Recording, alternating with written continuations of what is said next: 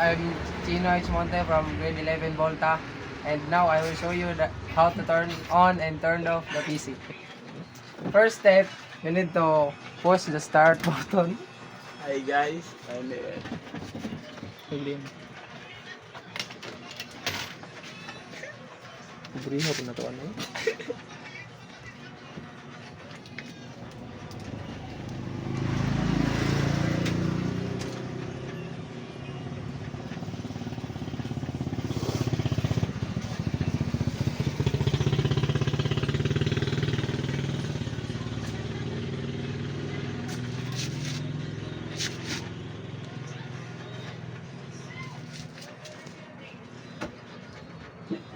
Few minutes later.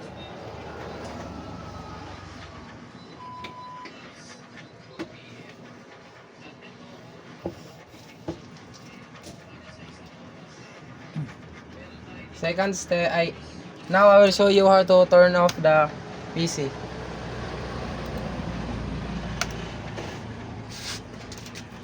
First step, go to menu bar and click this icon and press power and shut down. Now the PC is turning off.